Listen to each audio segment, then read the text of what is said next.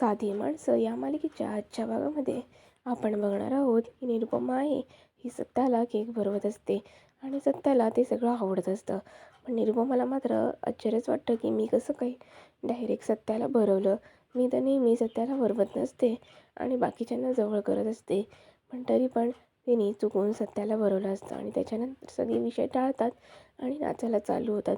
इकडे पंकज आणि देविका म्हणतात ही आईसुद्धा बदलली आहे, आईसुद्धा पहिल्यासारखी राहिली नाही, ती पण आता त्यांच्यामध्ये गुंतली आहे आणि आपल्याला विसरली आहे, असं बोलून ते लोक मनातल्या मनात खूप दुःखी झालेले असतात. आणि इकडे निरुपमा मात्र सगळं काही विसरून मस्तपणे एन्जॉय करत असते, छान नाचत असते आणि गात असते. पण इकडे पंकज आणि देविका तर खूप दुःखी असतात आणि ते म्हणत असतात की मला ना तर खूप भूक लागली आहे, काय करू काही सुचत नाही आहे. आणि ते म्हणत असतात की आपल्याला ना काहीतरी खायला भेटलं ना तर बरं होईल, जेणेकरून ना आपलं पोट शांत होईल. आपण सकाळपासून काहीच खाल्लं नाही आहे आणि काही पियालोसुद्धा नाही आहे, असं उपाशी राहणं बरं नाही. आपण ते केलं त्यामुळे आपल्याला ही घाणेरडी शिक्षा भेटली आहे आणि एवढी शिक्षा कठोर आहे की कंट्रोल करणं पण अवघड जात आहे. तर ती देविका पंकजला म्हणायचं की तू काहीतरी कर ना, म्हणजे आपल्याला उपाशी राहता येणार नाही. तर ती म्हणते ते तिथे बटाटे वडे ठेवलेत ना, ते तू घे.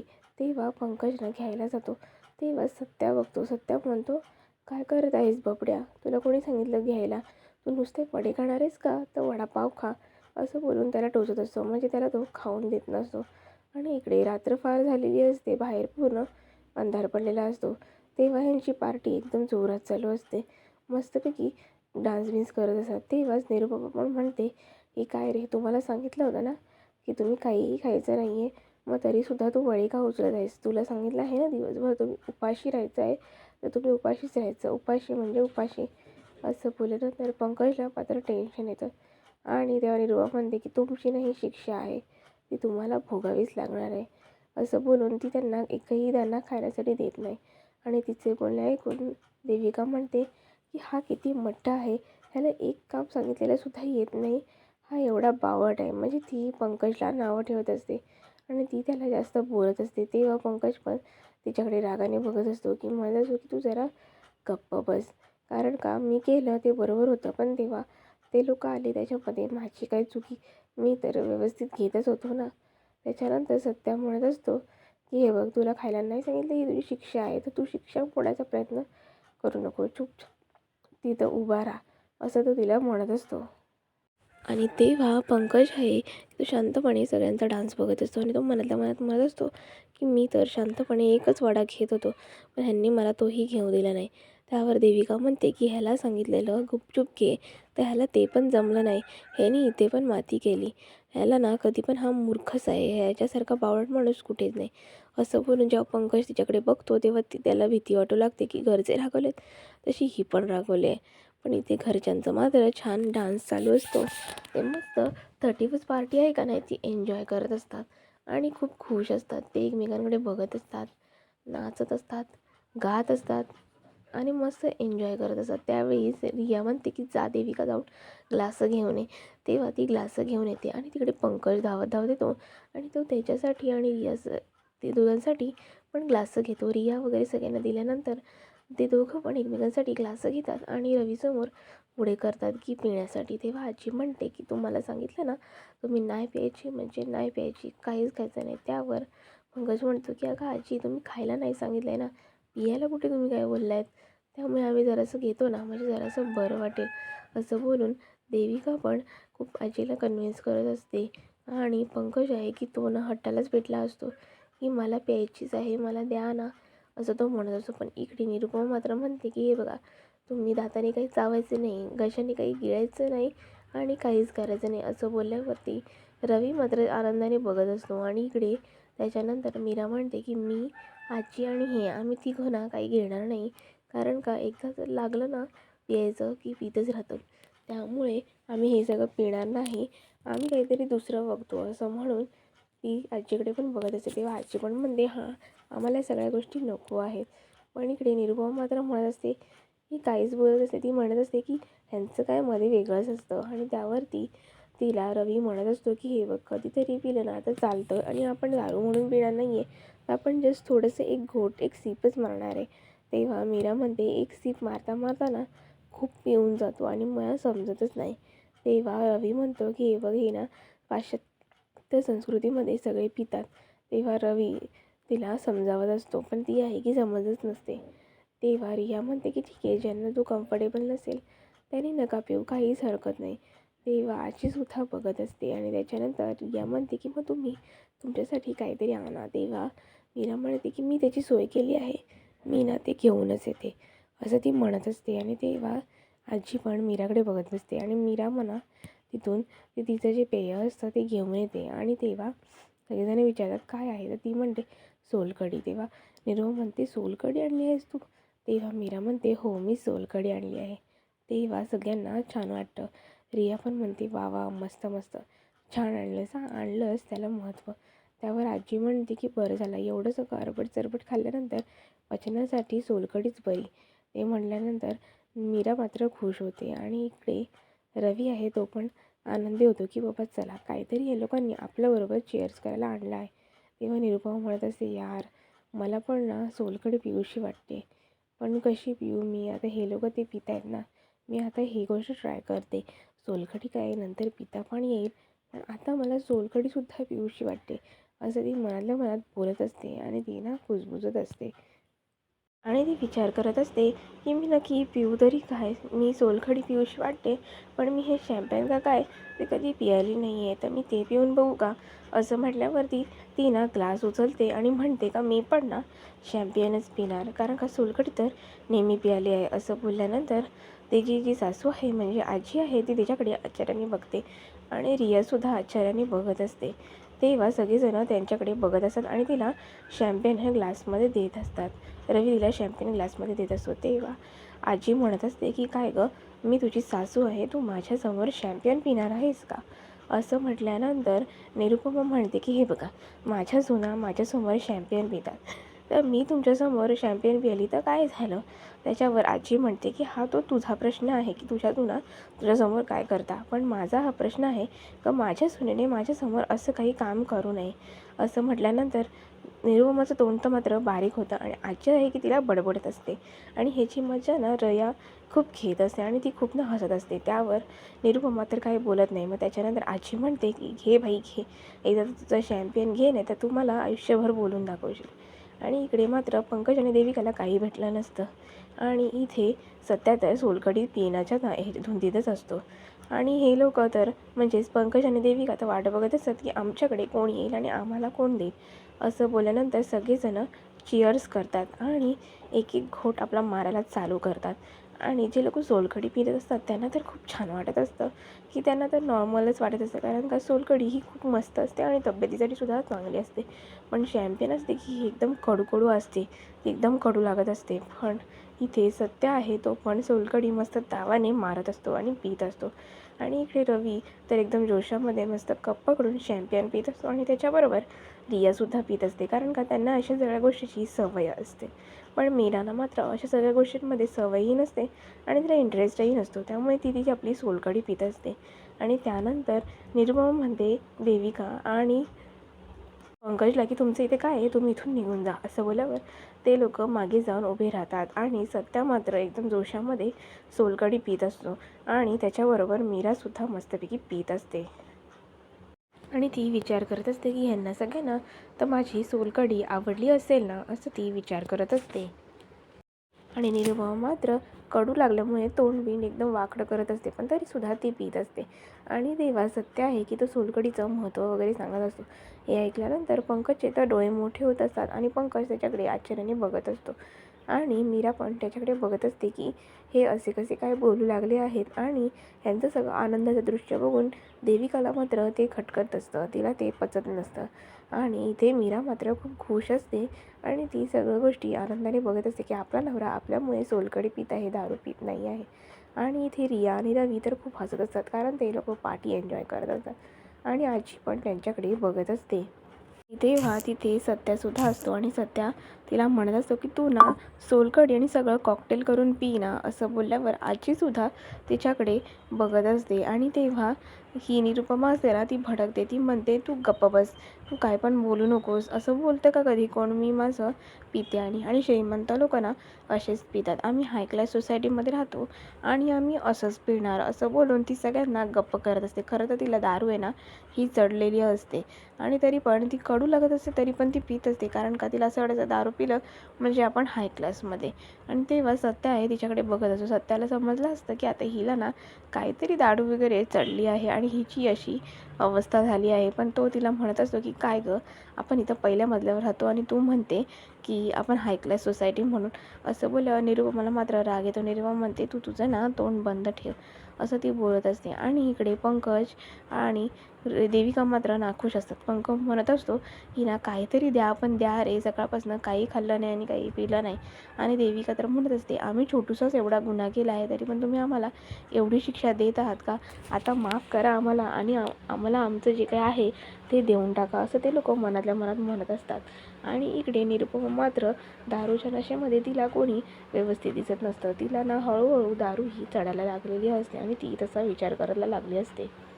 तेव्हा देविकासुद्धा तिच्याकडे बघत असते आणि आम्हाला कोणीतरी काहीतरी द्या रे अशी अपेक्षा करत असते. पण इथे निरुपमाला मात्र हळूहळू चढू लागली असते. तिला ना समोरचा माणूस हा स्पष्ट दिसत नसतो, त्यामुळे ती डोळे मोठे करून करून बघत असते.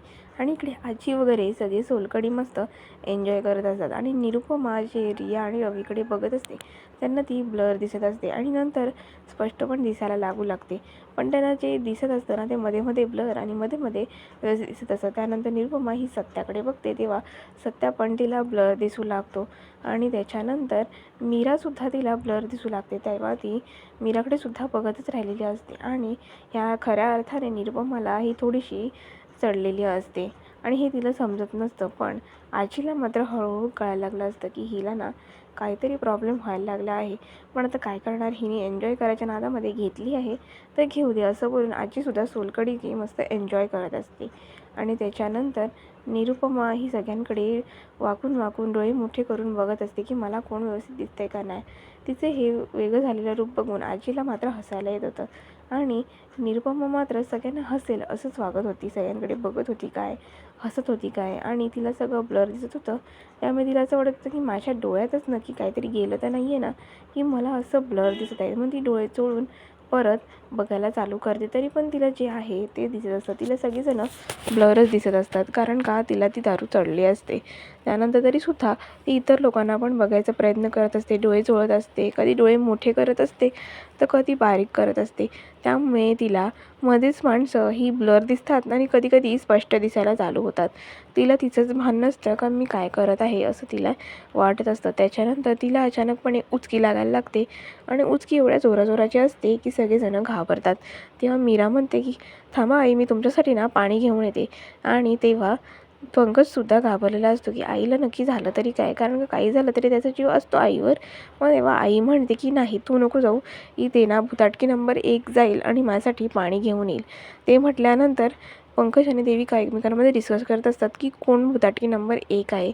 तेव्हा आजी पण सगळं काही बघत असते आणि त्याच्यानंतर तिथून भुताटकी नंबर 1 म्हणजे पंकजला जावं लागतं आणि पंकज तेव्हा आईसाठी पाणी घेऊन येतो. तेव्हा आई म्हणते म्हणजेच निरुपमा म्हणते की हे बघ, श्रीमंत लोक असं पाणी देत नाहीत आणि असं पितसुद्धा नाहीत, त्यासाठी ते चिअर्स करून प्यावं लागतं.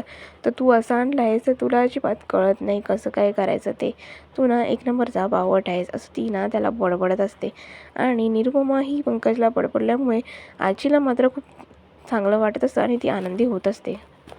आणि तेव्हा निरुपमा ना सगळ्यांना चुप्प बसा असं करत असते आणि त्यांना म्हणत असते की तुम्ही ना गप्प बसा, असं बोलून ना ती पाण्याचा ग्लास आहे ना घेत असते. आणि तेव्हा ना तिथे मध्ये मध्ये पंकजसुद्धा बोलत होता, त्या म्हणत असते तू जरा ना गप्प बस. आणि त्याच्यानंतर इकडे निरुपमा आहे ना ती म्हणत असते की चला भुताटकी नंबर 2. तेव्हा पंकज एका देविकाकडे बोट करतो आणि देविका म्हणते की काय झालं, काय करायचं आहे असं ती म्हणत असते. आणि त्यावरती निरुपमा ही म्हणत असते की तू ना भुताटकी नंबर 1, 2 दोघांनी समोर या. आणि त्याच्यातली पंकज म्हणतो की तू तर 2ला बोलवलंस ना. तेव्हा ती म्हणते हां ठीक आहे 2 नंबर या आणि इथे येऊन ना मस्तपैकी छान असा डान्स करा. असं एकदम आज 31 आहे ना तर चटकता फडकता असं छान डान्स करा आणि मस्त चांगलं नाच असं म्हटल्यानंतर इथे सत्याला तर खूप आनंद होतो, कारण का त्याला हसायलासुद्धा येत असतं, पण तो खूप आनंदित असतो. आणि आजी तर खूप जोराजोराने हसत असते की निरुपमा करते आहे ते सगळं बरोबर आहे. आणि तेव्हा ना निरुपमा देविकावर जाम ओरडते की चल भुताटकी नंबर 2 लवकर ये आणि डान्स चालू कर. त्याच्यानंतर देविका इच्छा नसताना सुद्धा तिथे येते आणि ती समोर येऊन उभी राहते. आणि ती उभी राहिल्यानंतर तिला निरुपमा म्हणते की चल ना उभी काय आहेस तू, आता ना तुझा छान डान्स चालू कर. त्याच्यावरती निरुपमा रियाला म्हणते चल तू ना गाणं लाव. आणि गाणं लावल्यावर इथे ना देविकाला मस्त डान्स करायला सांगते. आणि देविका डान्स करत असताना इकडे निरुपमासुद्धा डान्स करत असते. आणि नंतर देविका तर कसा पण जसा जमेल तसा डान्स करत असते. आणि त्याच्यानंतर सगळेजण तिला म्हणतात की चला भुताटकी नंबर 1 पण त्याच्याबरोबर डान्स करायला या. आणि तेव्हा पंकजसुद्धा येतो. तेव्हा सत्या मात्र सगळं आनंदाने हसत हसत बघत असतो. आणि तेव्हा निरुपमा म्हणत असते की चल ते भुताटकी नंबर 1 तू पण डान्स कर. असं बोलल्यावर दोघं डान्स करत असतात. आणि त्यांना दोघांना नाचताना बघून निरुपमा मात्र हसत असते, एन्जॉय करत असते. आणि ते लोक त्यांना जमेल तसा वेडावाकडा का ना होईना डान्स करत असतात. आणि नंतर निरुपमा पण जागेवरून उठते आणि त्यांच्यासोबत डान्स करायला जाते. त्यांना तेव्हा ती धक्का काय मारत असते, त्यांना 2 फटके काय मारत असते, त्यांचे कान काय ओळत असते आणि त्यांना त्रास होईल अशी ती कामं करत असते. त्यांना मारत असते, धक्काबुक्की करत असते, त्यांना नीट नाचू नसते देत, त्यांच्या पायावर वगैरे पाय देत असते आणि एकदम गमतीशीर असा खेळ करत असते. आणि असं सगळं मीराही बघत असते आणि मीराला हसायला येत असतं. तेव्हा पंकजसुद्धा आईकडे बघत असतो की आपली आई अशी का वागत आहे. आणि तिचं असं वागणं बघून मीराला मध्ये मध्ये भीतीसुद्धा वाटत असते, पण ती काय करणार. आणि असा धक्का लागून ती ना निरुपमा ही सत्याच्या अंगावर पडते. तेव्हा निरुपमा सत्याला म्हणते की तू ना माझा बबड्या आहेस, माझं ना तुझ्यावर खूप प्रेम आहे, तू माझ्यासाठी खूप खास आहेस. कारण का तू जवळ असतेस ना तर माणसं काय भूतसुद्धा माझ्याजवळ येऊ शकत नाही, एवढं तू मला जपतो आहेस. आता मी ना तू असं उभा राहा, मी ना तुझी दृष्ट काढते. उद्याच काढणार होती, पण आता उद्या नको, मी आजच ना तुझी दृष्ट काढते. असं बोलून ना ती दृष्ट काढायला लावते. आणि दृष्ट काढून झाल्यानंतर ती म्हणते तू ना माझा बबड्या सोन्या आहेस. त्यावरती सत्या म्हणतो मी तुझा बबड्या नाही आहे. आणि मागून पंकज म्हणतो का मी तुझा बबड्या आहे, तो तुझा बबड्या नाही आहे. असं बोलल्यानंतर निरुपमा मात्र जोराची कानाखाली ही पंकजला मारते. आणि पंकजला म्हणते तू जरा ना गप्प बस, हा माझा बबड्या आहे आणि हाच माझा बबड्या आहे, तू कोण नाही आहेस माझा, तू ना माझ्या पूर्ण वाट लावली आहेस, तर तू नवीन वर्षामध्ये ना मला तुझं थोबाड नको दाखवू. असं बोलल्यावर सत्या मात्र निरुपमाकडे सगळं बघत असतो की निरुपमा कशी ही पंकजला रागारागाने काय काय म्हणत आहे आणि त्याला कशी मारत आहे. असं बोलल्यानंतर बघितल्यानंतर रियाला मात्र आनंद होत असतो, कारण रियाला पण फारसा पंकज हा पटत नसतो. पण सत्याला तर मात्र आश्चर्याचा धक्का बसलेला असतो, त्याला काय करू काय सुचत नसतं. आणि इथे निरुपमा ही पंकजला भूल सुनवत असते, त्याला म्हणत असते तुझ्यामुळे आज ही अवस्था झाली आहे. असं बोलल्यानंतर सत्या मात्र शांतपणे ऐकत असतो आणि निरुपमा ही पंकजला मारत असते. तेव्हा सत्या तिला घेतो की नको मारू, जाऊ दे. असं बोलल्यानंतर सत्या तिला म्हणत असतो की मी ना तुझा बबड्या नाही आहे. पण ना निरुपमा हे मान्य करणारच नसते. निरुपमा म्हणत असते की नाही अरे, तू ना माझा बबड्या आहेस, तू माझा सोनू आहेस. असं ती त्याला खूप प्रेमाने अंजारत असते, गुंजारत असते. त्याला म्हणत असते तू ना आज माझ्याच रूममध्ये माझ्याबरोबरच थांबणार आहेस, तू मला सोडून कुठेच जाणार नाही आहेस, कारण का तू माझं आहेस, माझं ना तुझ्यावर खूप प्रेम आहे. असं ऐकल्यानंतर पंकजला तर पायाखालची जमीन सरकतली असते, कारण त्याला हे आईचं रूप त्याने कधी बघितलं नसतं. आणि निरुपमा आहे की ती सत्याचे गाल ओढत असते, त्याचे मोगे घेत असते आणि त्याला मिठी मारत असते, त्याच्या जवळ जात असते आणि त्याला मिठी मारून त्याच्याच मिठीमध्ये पडून राहिले असते. आणि त्याला म्हणत असते मी ना तुला आता कधी सोडणारच नाही. असं बोलल्यावर देविकाला तर राग आलेला असतो. देविकाला असं वाटायचं की काय बाबा ह्यांचं काय चालू आहे. आणि तेव्हा निरुपमा असते की त्याला मिठी मारूनच बसलेली असते. आणि हे सगळं सत्याला आवडलेलं असतं, कारण त्यांनी याआधी कधी अनुभवलेलं नसतं. कारण ना त्याला प्रत्येक वेळेला निरुपमाने ही सावत्र मुलाचीच वागणूक दिलेली असते. तेव्हा सत्या तरी पण जे खरं आहे ते निरुपमाला सांगण्याचा प्रयत्न करत होती. तिला म्हणत असतो की मी तुझा बबड्या नाही आहे, अगं मी ना सत्य आहे. असं बोलणारच तेवढ्यामध्येच निरुपमा ना त्याच्यावर रागवते. त्याला म्हणते मी तुला एवढं बबड्या बबड्या म्हणत आहे आणि तू मला नाराज करतो आहेस, तूच माझा बबड्या आहेस, तू नको ना असं विचार करूस, तू माझा आहेस, तू माझाच बबड्या आहेस असं ती त्याला म्हणत असते आणि त्याला सांगत असते की तू ना माझा आहेस, तू ना माझं सोनू आहेस असं ती बरंच काही त्याला प्रेमाने बोलत असते आणि त्याला म्हणत असते तू ना आता माझ्याबरोबर माझ्या रूममध्ये जाणार आहेस.